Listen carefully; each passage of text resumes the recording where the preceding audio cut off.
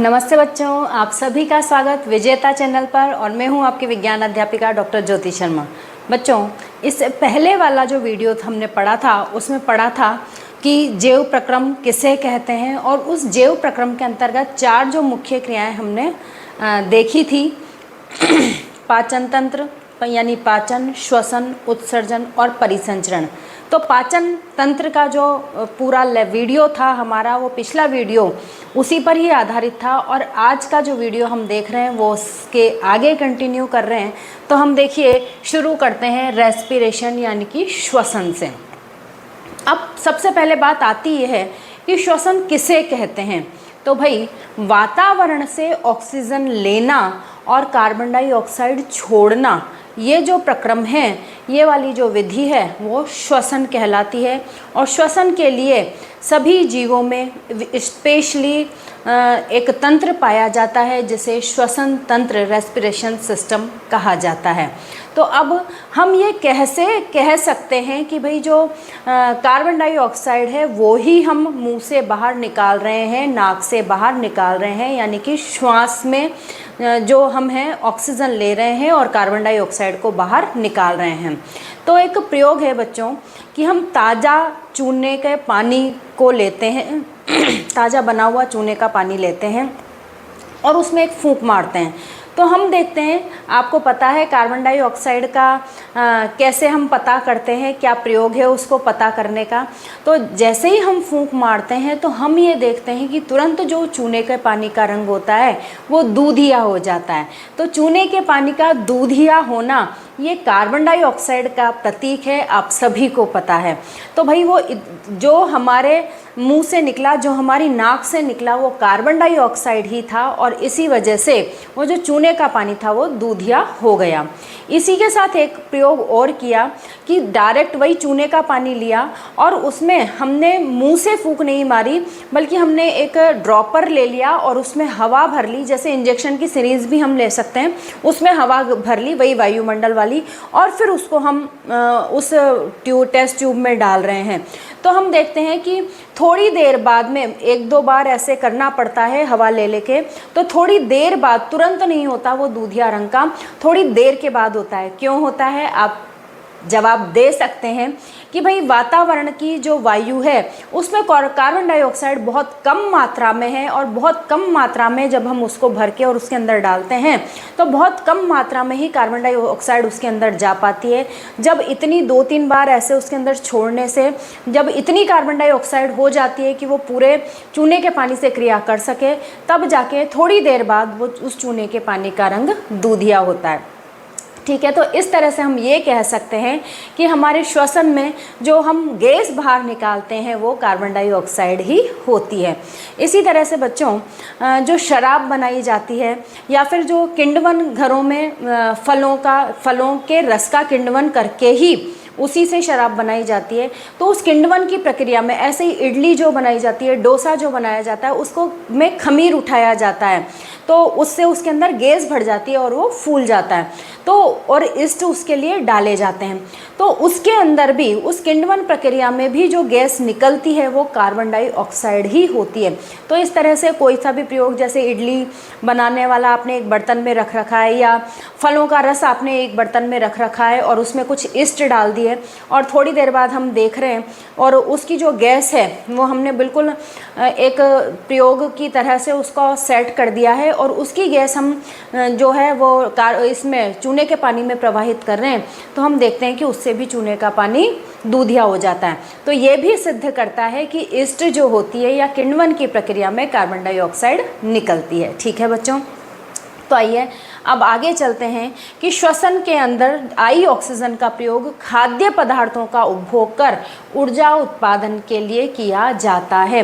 Oxygen तो हमने ले ली, अब उस ऑक्सीजन का करना क्या है, तो उस ऑक्सीजन का उपयोग करके ही पाचन तंत्र के अंदर जो हमने खाद्य पदार्थ सरल अणुओं में विभाजित हो गए थे और वो पूरे बॉडी में खून के साथ बहने लगे थे, तो उन खाद्य पदार्थों का, उन सरल खाद्य अणुओं का अपघटन करके और उन्हें ऊर्जा में उनसे ऊर्जा उत्पादित की जाती है। तो श्वसन जो होता है वो दो तरीके का होता है, ऑक्सी श्वसन एरोबिक रेस्पिरेशन और अनऑक्सी श्वसन अनएरोबिक रेस्पिरेशन।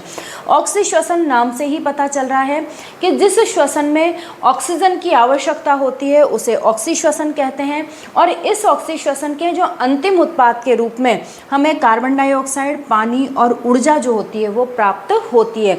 यानी कि ग्लूकोज का पूर्ण विघटन इसके अंदर हो जाता है और एक अणु ग्लूकोज के ऑक्सीकरण से यहाँ पर हमें 673 किलो कैलोरी ऊर्जा या फिर 38 एटीपी ऊर्जा प्राप्त होती है, जो कि काफ़ी ज़्यादा होती है बच्चों। इसी प्रकार से अनऑक्सी श्वसन इसका बिल्कुल उल्टा है, इसमें ऑक्सीजन का उपयोग नहीं होता और अंतिम उत्पाद के रूप में यहाँ देखिए हमें इथेनॉल मिल रहा है। कार्बन डाइऑक्साइड और ऊर्जा तो प्राप्त हो ही रहे हैं, लेकिन यहाँ पर ये इथेनॉल जो होता है वो हमें मिलता है, यानी इसका पूर्ण ऑक्सीकरण, पूर्ण अपघटन जो है वो नहीं होता। और इसके अंदर जो ऊर्जा हमें मिलती है एक ग्लूकोज के अणु से वो 21 किलो कैलोरी या 2 एटीपी ऊर्जा प्राप्त होती है। तो आप देख सकते हैं कि एक तरफ तो हमें 38 एटीपी ऊर्जा प्राप्त हो रही है और दूसरी तरफ अनऑक्सी श्वसन में हमें 2 एटीपी ऊर्जा प्राप्त हो रही है। तो हमारी कोशिकाओं के लिए, हमारे शरीर के लिए अधिकतर जो होने वाला श्वसन है, जो उपयोगी श्वसन है, वो ऑक्सी श्वसन ही होता है। और अधिकतर जो जीव जंतु होते हैं वो विशेष परिस्थितियों के अलावा ऑक्सी श्वसन ही करते हैं। अब हमने देख लिया कि भाई जो श्वसन होता है वो ऑक्सीजन की उपस्थिति में होता है तो ऑक्सी श्वसन, और ऑक्सीजन की अनुपस्थिति में होता है तो अनऑक्सी श्वसन कहलाता है। तो वायवीय व अवायवीय दोनों ही अवस्थाओं में प्रथम चरण में ग्लूकोज जो कि 6 कार्बन वाला अणु है, आपको पता है ग्लूकोज का सूत्र क्या होता है, C6H12O6, तो 6 कार्बन वाला C6 हो गए ना, तो वो 6 कार्बन वाला, तो 6 कार्बन वाला अणु है वो 3 कार्बन वाले अणु पाइरूवेट में विखंडित हो जाता है। यानी सबसे पहले चाहे वायवीय श्वसन हो चाहे अवायवीय श्वसन हो, ये वाली प्रक्रिया तो होनी ही होनी है कि जो 6 कार्बन वाला अणु है ग्लूकोज वो कोशिका द्रव्य में पाइरूवेट जो कि 3 कार्बन वाला अणु है उसमें रूपांतरित हो जाता है। यानी अब वायवीय व अवायवीय जो है अब बाद में होंगे, पाइरूवेट से होंगे, लेकिन ये वाली जो प्रक्रिया है ये तो आवश्यक रूप से होनी ही होती है और इस पाइरूवेट के साथ में हमें थोड़ी ऊर्जा भी प्राप्त होती है। तो यह प्रक्रम जो होता है वो कोशिका द्रव्य में होता है और इसके पश्चात आप देखिए अब ये जो पाइरूवेट अणु बन चुका है ये 3 प्रक्रम अपनाता है, 3 अलग अलग तरह से ये ऊर्जा उत्पन्न कर सकता है। तो जैसा कि अभी हमने ईस्ट में पढ़ा था, तो ईस्ट में क्या होता है, ऑक्सीजन की अनुपस्थिति, ऑक्सीजन की अनुपस्थिति में क्या होता है, इस पाइरूवेट से इथेनॉल बनता है, कार्बन डाइऑक्साइड बनती है और ऊर्जा बनती है। ठीक है, यानी कि इसका पूर्ण अपचयन जो होता है वो नहीं हो पाता इस पाइरूवेट का। ठीक है, दूसरी स्थिति जो होती है ऑक्सीजन के अभाव में पेशी कोशिकाओं में कई बार बच्चों जैसे हमने ज़्यादा एक्सरसाइज कर ली, उठक बैठक लगा ली, या आप जिम पर गए हैं और आपने ज़्यादा एक्सरसाइज कर ली, या बहुत देर तक आप बस में इस तरह से खड़े हैं और हमें वैसी आदत नहीं है तो हमारे हाथ दुखने लग जाते हैं। पैरों से हम ज़्यादा दौड़ लिए, बहुत ज़्यादा चल लिए किसी दिन तो हमारे पैर दुखने लग जाते हैं। तो वो इसी वजह से होता है कि उस स्थिति में हमारे हाथों को या पैरों को ज़्यादा ऊर्जा की आवश्यकता थी और ऑक्सीजन इतनी नहीं मिल पाई हमें, और नहीं मिलने के कारण ऑक्सीजन के अभाव में पेशी कोशिकाओं में ये क्रिया हो जाती है, तब वहाँ ऊर्जा की जरूरत है और ऑक्सीजन नहीं मिल पा रही है, इसलिए वे ऑक्सीजन के अभाव में इस पाइरूवेट से लैक्टिक अम्ल और ऊर्जा का निर्माण कर लेते हैं। लैक्टिक अम्ल जो होता है वो 3 कार्बन वाला अणु है और इस लैक्टिक अम्ल के कोशिकाओं में इकट्ठा होने के कारण ही आपके जो पैर हैं या हाथ हैं वो दर्द होने लग जाते हैं। इसलिए आपको सलाह दी जाती है कि भाई या तो वो गर्म पानी से सेक कीजिए आप, और नहीं तो 2-3 दिन बाद में जब ये लैक्टिक अम्ल जो है वो डिज़ोल्व हो जाएगा, ख़त्म हो जाएगा बॉडी से, तब वैसे ही जो हाथ पैर हैं वो ठीक हो जाएंगे। और नहीं तो गर्म पानी से सेक कीजिए, उससे इस लैक्टिक अम्ल को डिज़ोल्व होने में काफ़ी मदद मिलती है और जल्दी ही आप अच्छे ढंग से बिना दर्द के खड़े हो पाते हैं। ठीक है, तो ये हो गया पेशी कोशिकाओं में। और फिर होता है ऑक्सीजन की उपस्थिति में, जिसे हम ऑक्सीश्वसन कह रहे हैं। ये ऑक्सीश्वसन होता है माइटोकॉन्ड्रिया में, कोशिका के माइटोकॉन्ड्रिया में। और इसमें आपको पता ही है कि ऑक्सीश्वसन में हमें सबसे ज़्यादा ऊर्जा प्राप्त होती है, कार्बन डाइऑक्साइड प्राप्त होती है और जल प्राप्त होता है। यानी कि यहाँ पर ग्लूकोज का जो है वो पूर्ण अपघटन जो है वो हो चुका है। ठीक है, तो श्वसन के दौरान मोचित ऊर्जा जो है, ये जो ऊर्जा प्राप्त हुई है वो एटीपी अणु के संश्लेषण में प्रयुक्त हो जाती है, जो कोशिका के विभिन्न क्रियाओं के लिए ईंधन की तरह प्रयुक्त होता है।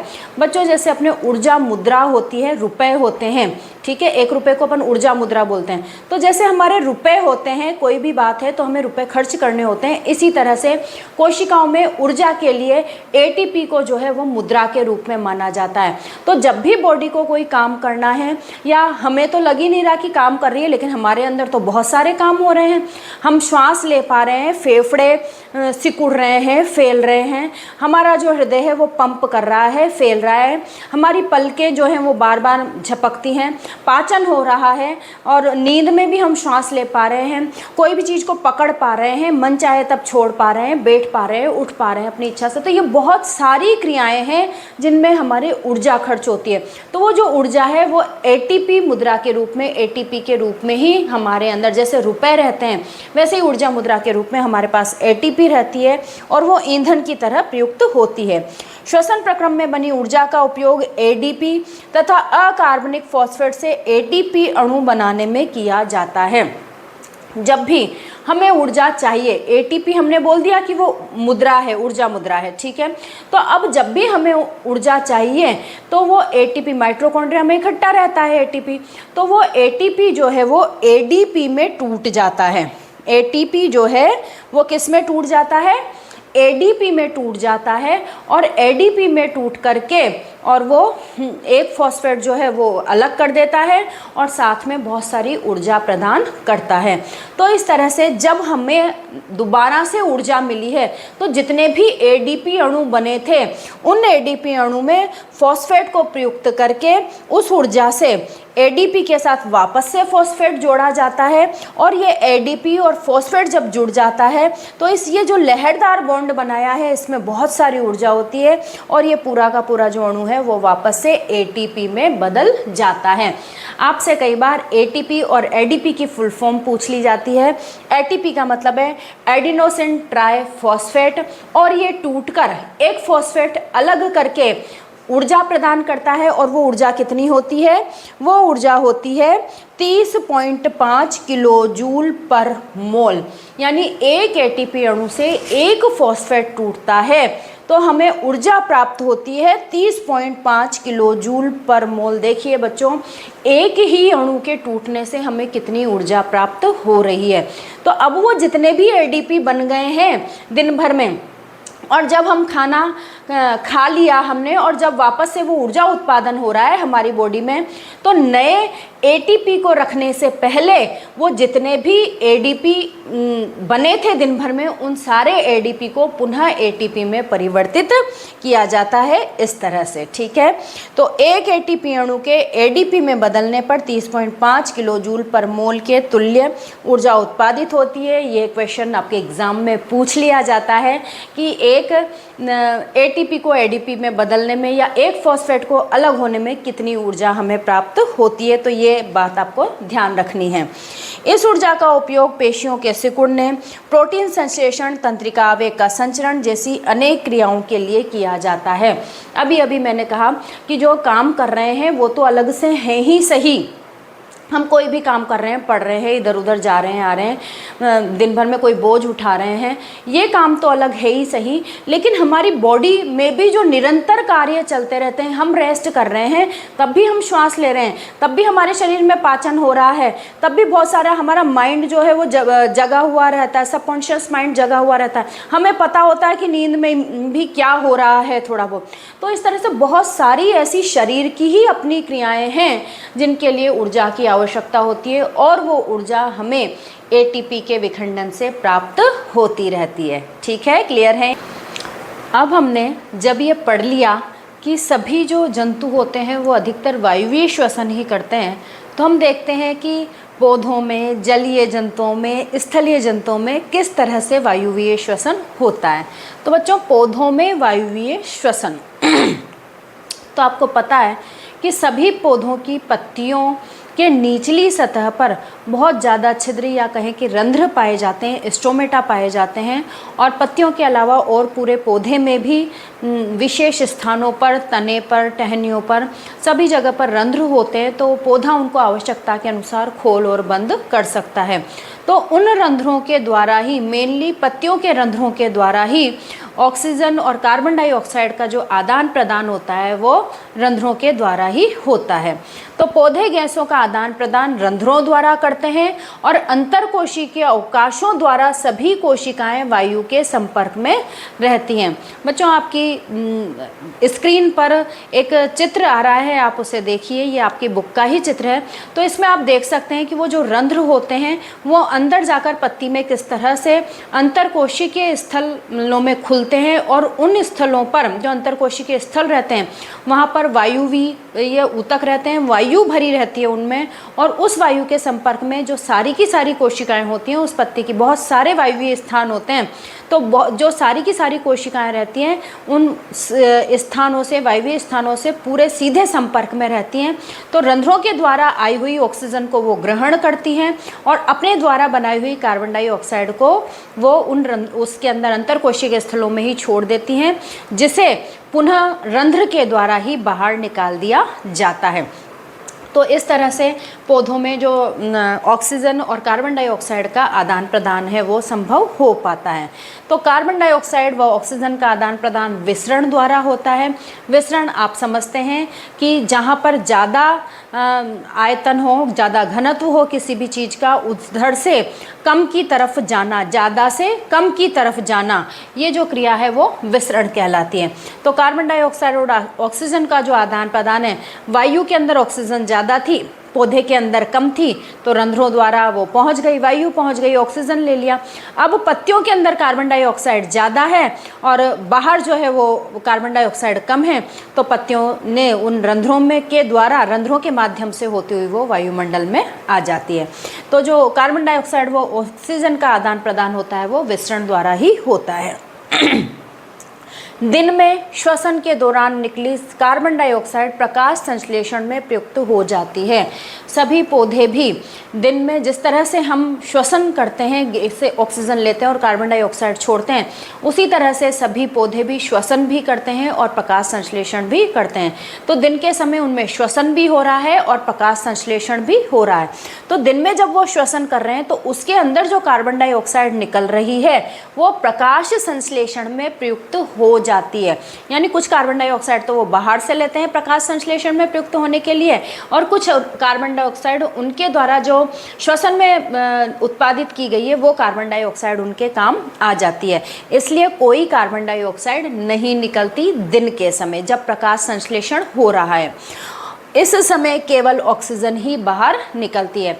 यानी पौधे रात में सिर्फ पौधे जो है दिन में जो है वो हमेशा सिर्फ ऑक्सीजन ही देते हैं, जबकि रात में क्या हो रहा है कि सूर्य का प्रकाश नहीं है। सूर्य का प्रकाश नहीं है तो प्रकाश संश्लेषण भी नहीं हो रहा, और प्रकाश संश्लेषण नहीं हो रहा तो अब जो सिर्फ श्वसन हो रहा है, श्वसन तो 24 घंटे होता है, तो अब जो श्वसन हो रहा है तो उस श्वसन में जो कार्बन डाइऑक्साइड निकलेगी तो उस श्वसन के दौरान ऑक्सीजन अंदर ली जाती है और कार्बन डाइऑक्साइड छोड़ी जाती है।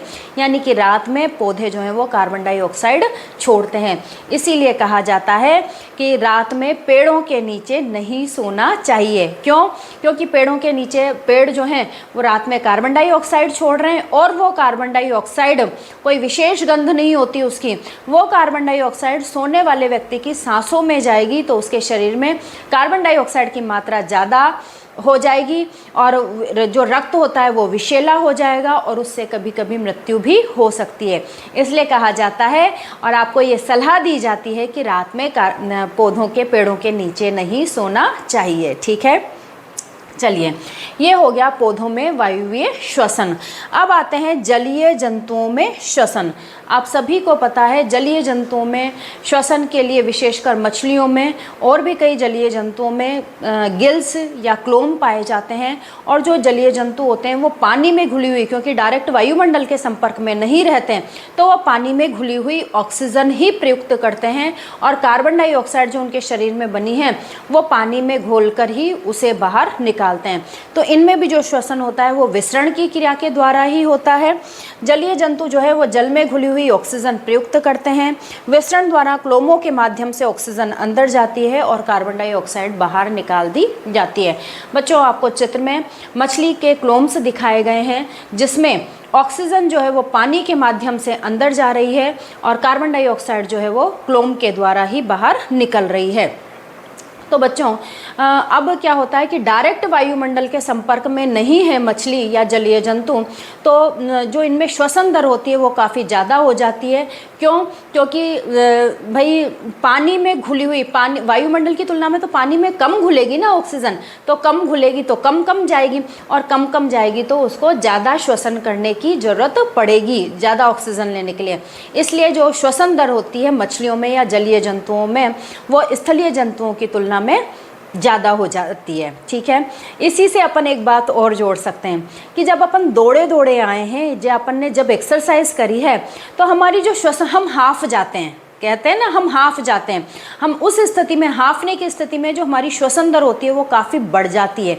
क्यों? क्योंकि हमारी शरीर ने बहुत सारा काम कर लिया है, शरीर की कोशिकाओं ने बहुत सारा काम कर लिया और बहुत सारी ऊर्जा चाहिए, और ऊर्जा प्राप्त करने के लिए ऑक्सीजन चाहिए। ऑक्सीजन बहुत ज़्यादा होगी तभी तो वो ग्लूकोज के अणुओं को तोड़ेगी और ऊर्जा उत्पादित करेगी। तो इसलिए ज़्यादा से ज़्यादा ऑक्सीजन अंदर जाए और ज़्यादा से ज़्यादा हमें ऊर्जा प्राप्त हो, इसके लिए हमारी सांस जो है वो बढ़ जाती है। थोड़ी देर में वो नियंत्रित भी हो जाती है, तो वो सांस बढ़ने को ही हम क्या बोलते हैं? हांफना। तो अब आप समझ गए होंगे कि जब ऑक्सीजन की ज़रूरत ज़्यादा हो रही है तब अपने आप श्वसन की जो गति है वो बढ़ जाती है। फिर आ जाता है स्थलीय जंतुओं में श्वसन।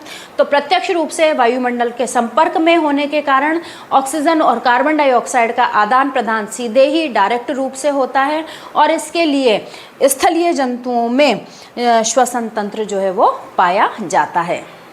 अब हम आ जाते हैं मनुष्य में श्वसन तंत्र पे। तो मैंने यहाँ पर डायग्राम बनाया हुआ है, यहाँ पर क्रियाविधि भी लिखी है।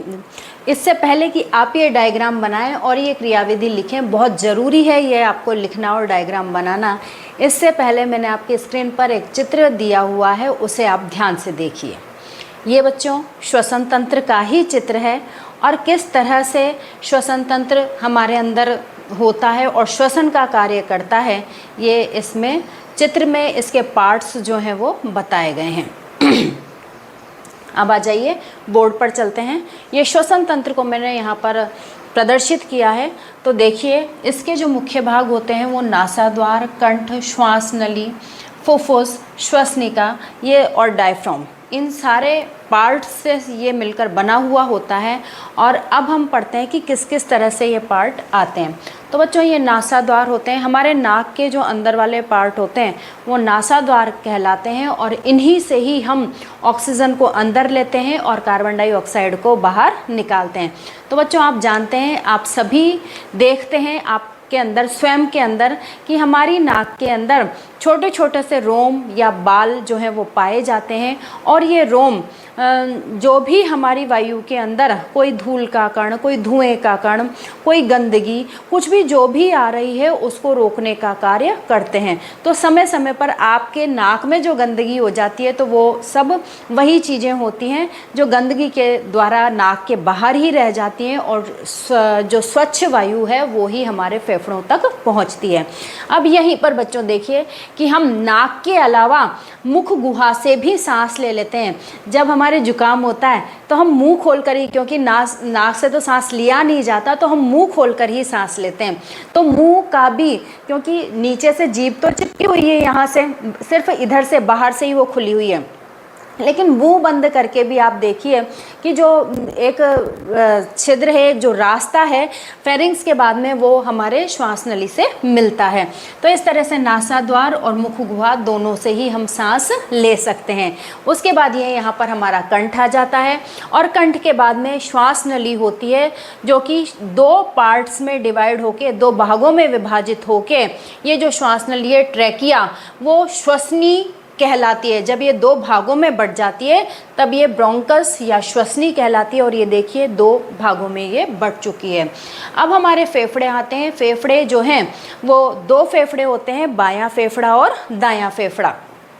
तो ये वाला जो फेफड़ा होता है, दायां वाला फेफड़ा, ये 3 भागों से, 3 पार्ट्स से मिलकर बना हुआ होता है, और ये वाला जो होता है ये 2 पार्ट्स से मिलकर बना हुआ होता है।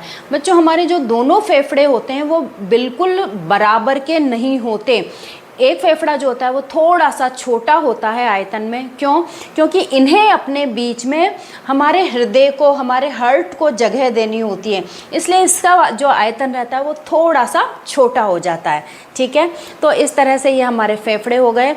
अब जो ब्रोंकस होती है, जो श्वसनी होती है, वो आगे जाकर बहुत सारी श्वसनिकाओं में पतली पतली पतली आगे से आगे वो डिवाइड होती जाती हैं। तो पतली पतली पतली ये श्वसनिकाओं में बढ़ जाती है, ब्रोंकोइल्स में बढ़ जाती हैं, और इसमें बटने के बाद में हर जो श्वसनिका होती है वो एल्यूविलाई यानी कि कुपिकाओं में खुलती है।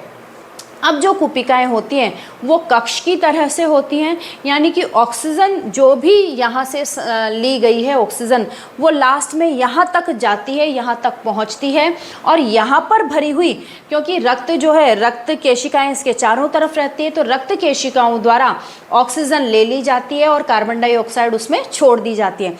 तो इसी मार्ग के द्वारा जिससे ऑक्सीजन अंदर आई है, उसी मार्ग के द्वारा इन कुपिकाओं से शुरू होकर कार्बन डाइऑक्साइड श्वसनिका में, फिर श्वसनी में, फिर श्वास नली में होती हुई नासाद्वार के माध्यम से बाहर निकाल दी जाती है। तो इस तरह से, और इन दोनों, ये जो हमारे फेफड़े हैं ये बहुत ही कोमल अंग, सॉफ्ट अंग माने जाते हैं, इसलिए इनकी सुरक्षा के लिए ये जो पसलियाँ होती हैं वो पसलियाँ हमारे बाहर स्थित होती हैं, और पसलियाँ बाहर रहती हैं, और उनके अंदर हमारा जो हार्ट है और जो फेफड़े हैं, श्वसन तंत्र है, पाचन तंत्र है, वो सभी जो नाजुक तंत्र हैं हमारे, वो सब इन पसलियों पे तो ऊपर तो यही आते हैं, हार्ट और श्वसन तंत्र और पाचन तंत्र का कुछ भाग, तो वो सब पसलियों से सुरक्षित रहता है। ठीक है, अब नीचे की तरफ इन दोनों फेफड़ों से जुड़े हुए पेशीय संरचना ये पाई जाती है, जिसे डायफ्राम कहते हैं, और इस डायफ्राम की गति की वजह से ही हमारा सांस लेना और सांस छोड़ना, ये दोनों क्रियाएं जो हैं वो पॉसिबल हो पाती हैं। ठीक है, अब हम सांस लेने और छोड़ने की क्रियाविधि देखते हैं, मैकेनिज्म देखते हैं कि किस तरह से होता है। तो श्वास अंदर लेने को हम बोलते हैं इनहेलेशन। तो इसमें क्या होता है कि पसलियाँ ऊपर उठती हैं, ये पसलियाँ जो होती हैं ये ऊपर उठ जाती हैं, पूरा का पूरा जो रिबकेज होता है वो ऊपर उठ जाता है पेशियों की गति की वजह से, जिससे डायफ्राम जो होता है वो चपटा हो जाता है। ये डायफ्राम जो है वो नीचे खसक जाता है। ठीक है, चपटा हो गया, और चपटा हो जाने से वक्ष गुहिका का आयतन बढ़ जाता है। जो वक्ष गुहिका पहले इतनी ही सी थी, अब उसका आयतन जो है वो इतना बड़ा हो जाता है। ठीक है, तो वक्ष गुहिका का आयतन बढ़ने से ये जो फेफड़े होते हैं वो भी फैल जाते हैं, उनका आयतन फैल जाता है, और आयतन फैलने से वायु जो है वो अंदर आ जाती है। अभी अभी हमने पढ़ा था कि विसरण के क्रिया के द्वारा सांस लेना और छोड़ना जो होता है वो संभव हो पाता है। तो बाहर वायु की मात्रा ज़्यादा है, और अंदर जब ये फेफड़े फैल गए हैं, इनका आयतन ज़्यादा हो गया है, तो इनके अंदर वायु की मात्रा कम हो गई है। तो एक जो पाथ बना हुआ है श्वसन तंत्र वाला, उस पाथ के माध्यम से यहाँ से होती हुई वायु जो है वो इन फेफड़ों के अंदर आ जाती है। ठीक है बच्चों, अब ये वायु अंदर आ गई है, और यहाँ कुपिकाओं के माध्यम से उस ऑक्सीजन को को ले लिया गया है और कार्बन डाइऑक्साइड को उनके अंदर छोड़ दिया गया है। तो अब तुरंत हम उस श्वास को बाहर भी निकालेंगे, कार्बन डाइऑक्साइड को बाहर भी निकालेंगे। तो श्वास बाहर निकालना, इसको बोलते हैं एक्सहेलेशन, और इसमें वही उल्टी सारी क्रियाएं होती हैं। पसलियों का नीचे आना, वापस से जो पसलियां ऊपर उठी थी वो पेशीय क्रिया विधि के द्वारा वापस से ये नीचे अपने स्थान पर आ जाएंगी। पसलियों के नीचे जाने से क्या होगा, डायफ्राम के ऊपर उठने से वक्ष गुहिका का आयतन कम हो जाएगा, डायफ्राम वापस से ऊपर चला जाएगा, गुंबद आकार हो जाएगा।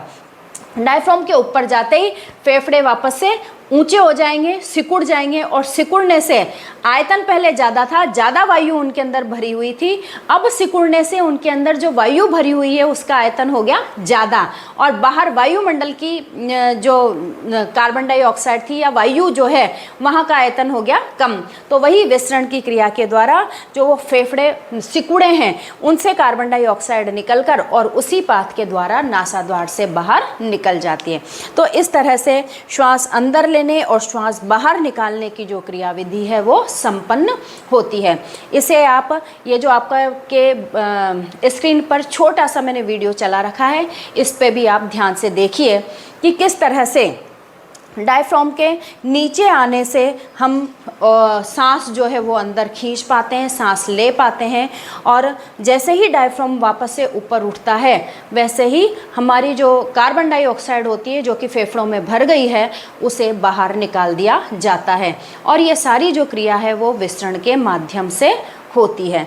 ठीक है बच्चों, इन पूरे चित्रों को, क्रियाविधि को आपको अच्छे से लर्न करना है। मैं पहले भी बता चुकी हूँ कि इस लेसन में से कोई सा भी जो तंत्र है वो आपसे हमेशा 100% ये वाला जो क्वेश्चन है चारों तंत्रों में से एक तंत्र का, वो आपसे हमेशा ही पूछा जाता है। बस कभी कौन सा तंत्र पूछ लिया जाता है और कभी कोई दूसरा तंत्र पूछ लिया जाता है। ठीक है, और इस सबको आप जो बोर्ड पर मैंने लिखा हुआ है उन सबको आप नोट डाउन भी कर लीजिए। अब बच्चों एक बात और आती है कि कहते हैं, और ये बात है भी सही, टीवी में बहुत सारे एड इस बात के बताए जाते हैं कि जो धूम्रपान होता है उससे हमारे फेफड़ों का कैंसर होने की संभावना रहती है, कैंसर हो सकता है। तो ऐसा क्यों होता है?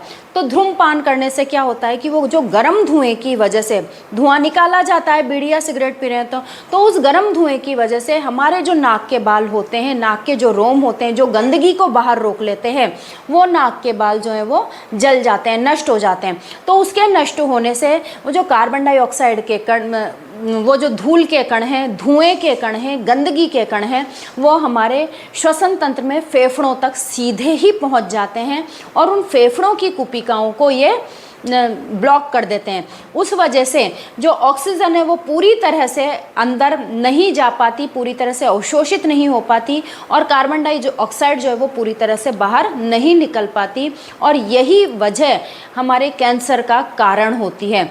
ये जो हानिकारक तत्व गए हैं अंदर वो बीमारी पैदा करते हैं और कैंसर या अन्य कई सारी जो बीमारियां होती हैं उनको हमारे शरीर में जन्म देते हैं। एक इंटरेस्टिंग बात तो और है बच्चों कि यहाँ पर जैसे जैसे व्यक्ति का शरीर बड़ा होता है वैसे वैसे सिर्फ विसरण के द्वारा ही पूरी बॉडी में ऑक्सीजन पहुँचना या कार्बन डाइऑक्साइड को फेफड़ों तक लाना ये पॉसिबल नहीं हो पाता। इस वजह से ऐसी हमारी संरचना है कि भाई आसानी से जो ऑक्सीजन ली है हमने वो पूरी कोशिकाओं तक पहुँचनी चाहिए। तो पूरी कोशिकाओं तक पहुँचने के लिए रक्त में आपको पता है कि लाल जो वर्णक पाया जाता है जिसे हम हीमोग्लोबिन कहते हैं वो बहुत ही चमत्कारिक तत्व होता है बच्चों, और इसके अंदर ऑक्सीजन को सोखने की भी क्षमता होती है और ये कार्बन डाइऑक्साइड को भी सोख सकता है। तो ऑक्सीजन जो से जुड़कर ये ऑक्सी हीमोग्लोबिन बनाता है और कार्बन डाइऑक्साइड से जुड़कर ये कार्बोक्सी हीमोग्लोबिन बनाता है, और इसमें ये क्षमता भी होती है कि ये जुड़ तो गया और ये तुरंत उसको छोड़ भी देता है। ऑक्सी हीमोग्लोबिन जो है जहाँ पर भी ऑक्सीजन की आवश्यकता होगी ऑक्सीजन को छोड़ देगा, और वो कोशिकाएं इसको कार्बन डाइऑक्साइड दे रही हैं तो उस कार्बन डाइऑक्साइड से जुड़ के ये कार्बोक्सी हीमोग्लोबिन बना लेगा, और ये कार्बोक्सी हीमोग्लोबिन जब वापस से फेफड़ों तक पहुंचेगा तो यहाँ पर भी ये तुरंत उन कुपिकाओं को कार्बन डाइऑक्साइड दे देगा, जिससे उन कुपिकाओं के द्वारा वो जो कार्बन डाइऑक्साइड है वो बाहर निकल जाएगी। तो इस तरह से जो रक्त का वर्णक हीमोग्लोबिन है, जो कि हमारे लिए बहुत ही ज़्यादा ज़रूरी है, तो इस वजह से हमें ऑक्सीजन को पूरे शरीर में पहुंचाने में और कार्बन डाइऑक्साइड को पूरे शरीर से बाहर निकालने में शरीर को कोई दिक्कत का सामना नहीं करना पड़ता। इसीलिए कहा जाता है कि आप लोग जो हैं वो एनीमिक नहीं होने चाहिए। एनीमिक का मतलब है रक्त की कमी या हीमोग्लोबिन की कमी, ये नहीं होनी चाहिए। नहीं होगी तभी हम स्वस्थ कहलाएंगे। और हीमोग्लोबिन पूरा हो इसके लिए हमें सभी सब्जियां, सभी फल, स्पेशली चुकंदर में बहुत ज़्यादा हीमोग्लोबिन बनाने वाले तत्व होते हैं, तो इसलिए चुकंदर जो है वो स्पेशली हमें खाना चाहिए। तो अब बहुत सारी चीज़ें होती हैं जो हमारे हीमोग्लोबिन को बढ़ाने के लिए, हरी सब्जियां, इन सब में फेरस होता है और वो फेरस जो होता है वो हीमोग्लोबिन को बढ़ाता है। तो इस तरह से हीमोग्लोबिन की भी बहुत श्वसन में विशेष भूमिका, महत्वपूर्ण भूमिका होती है बच्चों। तो ठीक है, ये जो श्वसन तंत्र है हमारा वो यहीं पर ही समाप्त होता है। अंक 2 ये वीडियो का हो गया है और अंक 3 लेकर मैं जल्दी ही हाजिर होती हूँ, जिसमें हम पढ़ेंगे एक नया तंत्र। इसके अलावा आप सभी के लिए कि सब्सक्राइब कीजिए, लाइक कीजिए और शेयर कीजिए। मैं समझती हूँ ये आपको जो लेसन है वो काफ़ी इंटरेस्टिंग लग रहे होंगे। वीडियो के माध्यम से, डायग्राम्स के माध्यम से, चित्रों के माध्यम से आप इन्हें बेहतर तरीके से समझ पा रहे होंगे और आप ज़्यादा से ज़्यादा अपने फ्रेंड्स को भी चाहेंगे कि वो सभी लाभान्वित हों इन चीज़ों से। तो इसी के साथ कि सब्सक्राइब कीजिए, लाइक कीजिए और शेयर कीजिए और साथ में स्वस्थ रहिए, मस्त रहिए और पढ़ते रहिए। थैंक यू बच्चों।